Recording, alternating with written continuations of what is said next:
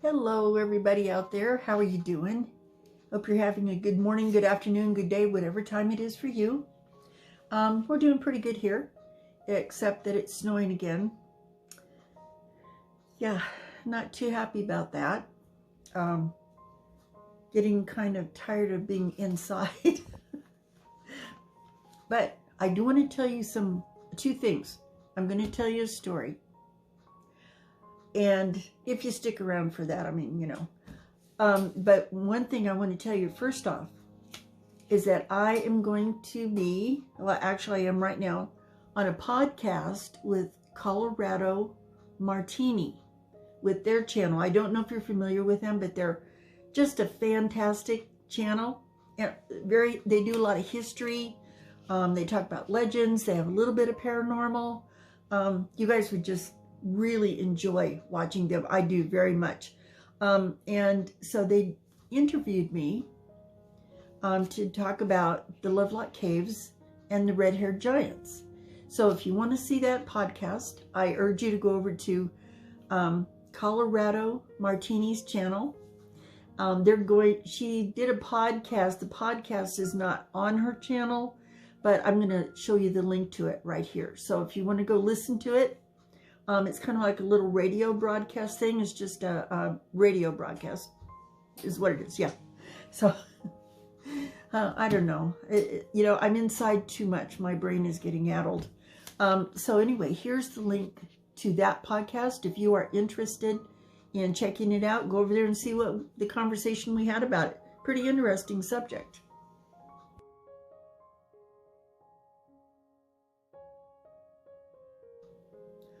Also, I am going to be this Friday, February the 5th, that's day after tomorrow.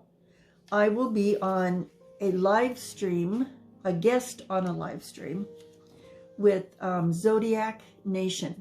His link will be in the description below. Come on by Friday, and it starts at 6. I think he's Central Time. Yeah, I think he's Central Time. And because it's 5 o'clock my time.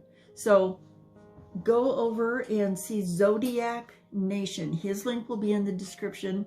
Come on over Friday and join in his live stream. He's got a really nice group of people. Come over and join us. And then you can see my silly face up there on the screen with him. So since I guess I'm being a featured guest. So come on over Friday at 6 Central. And I'll leave the link, like I said, and he's a really nice person. He's an urban explorer / paranormal. He does paranormal too. So please come by and join the live stream, and let's have a good time on Friday. So here's his link.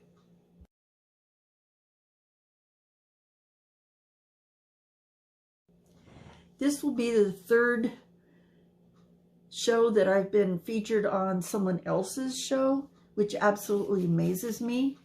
But in the words of Stuart Smalley from Saturday Night Live, I'm smart enough, I'm good enough, and doggone it, people like me.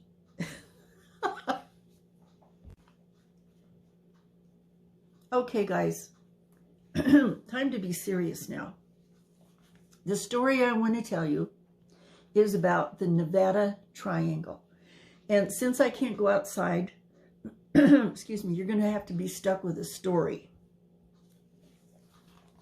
So for those of you who don't know about or are familiar with the Nevada Triangle, it's an area that covers the western part of Nevada and the eastern part of California. And it's kind of like a big triangular area there. I'll put a map for you up in a minute. It's very similar to the Bermuda Triangle stories because Nevada's remote wasteland of desert and mountains stretches across more than 25,000 square miles of underpopulated areas, and crash sites usually go undiscovered. So people run across airplane crash sites all the time. Well, not all the time, but occasionally when you're out remote hiking and that kind of thing. For the past 50 years or so, Nobody is exactly sure how many flights have vanished within the Nevada Triangle.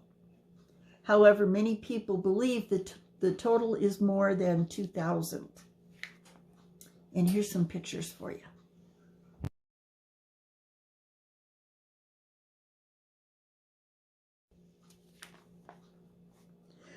One of the most popular stories regarding the Nevada Triangle is the disappearance of Steve Fossett, which took place on September 3rd, 2007. In addition to being an American businessman, Steve Fossett was a record-setting aviator, sailor, and adventurer. He was also the first person to fly solo nonstop around the world in a hot air balloon. Sadly, when Steve Fossett flew his single-engine called Blanca Super Decathlon over Nevada, over the Great Basin of Nevada, it never returned. After a month of not being able to locate Fawcett's plane, the search was called off. On February 15th, 2008, Fawcett was declared dead. The moment Fawcett went missing, many people assumed he either faked his own death or he was shot down inside of Area 51, which does happen rarely, but it does happen because airplane pilots, they think, I'll just fly over Area 51. Well, you can't do that. And they're warned by radio, and they also have jets go up that come up beside of them and say, get out of here, dude. But some people insist on going in thinking that, oh, they're not going to shoot down a civilian, but they will.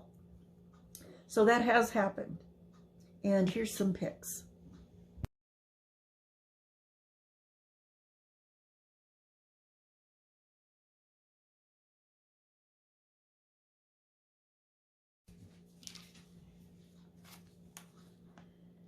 So what is it exactly that causes aircraft to go missing in the Nevada Triangle, you say?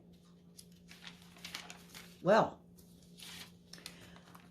many experts believe that the area's climate creates a special type of atmosphere condition that can actually rip an aircraft from the air. In Steve Fossett's situation, many experts believe that climate conditions created a 400 mile per hour downdraft. At the most, his aircraft could climb 300 miles per hour. So this speed difference meant he was doomed from the very start. His ID cards were discovered in the Sierra Nevada mountains in California, on the California side, on September 29th, 2008. By a hiker. On October 1st, 2008, the crash site was discovered, approximately 6.5 miles from where he initially took off. So it's kind of sad. He only got 6 miles from the airport that he took off from. 2 bones were recovered about a half mile from the crash site on November 3rd, 2008. After a series of tests, it was concluded that the bones did belong to Steve Fossett. So here are some crash sites, various crash sites that have been found in the Nevada Triangle.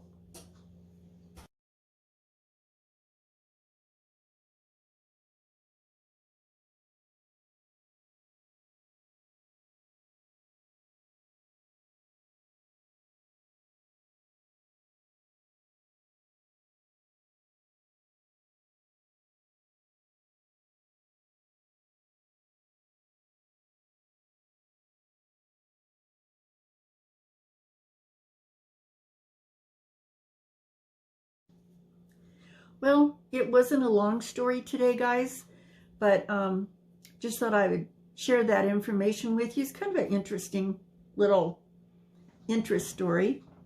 So I hope you enjoyed it, and I hope you come back and listen again. Hopefully we can all get out and do some more exploring really soon. We're free here to go out exploring in Nevada, but the weather is really holding us up. And I thought it was starting to clear up, and I was thinking about maybe going out tomorrow. But most of the roads I want to travel on are dirt roads. And when we've had some heavy snow, and now it's all melted. And when the desert floor here where I am gets wet and soggy with water, you can't really go anywhere because everything turns to quicksand, and you just, you're going to get stuck. The other day I got stuck in my own driveway trying to get out because it's so muddy and mushy right now. So I thought I'd tell you guys a little story instead, and maybe I can get out real soon. And I hope all of you guys over in England and Scotland can get back out soon too, because I know you guys got to be stir crazy over there. Just kind of gets to you when you're having to be isolated. So we'll talk to you guys later. I hope you enjoyed my story. Check out Zodiac Nation's description, his channel below. I put a link there. And also Colorado Martini. And come see me on Friday, and Zodiac Nation on his live stream on Friday evening, 5 o'clock his time. So he's in Central Time, so you kind of have to figure it from there. No, 6 o'clock his time. It'd be 5 o'clock my time. I'm getting everybody confused, I know it. But so anyway, check him out Friday the 5th at 6 o'clock Central Time. So be there. I'm telling you, be there. We'll talk to you guys later. Oh, and Colorado Martini is going to be putting our interview about the long-haired giants and Lovelock Cave on YouTube next week. So I'll be sure to let you guys know about that too. She's an awesome interviewer. She's a really great lady. They have a wonderful channel. Check them both out. Will you guys? Talk to you later. Bye-bye.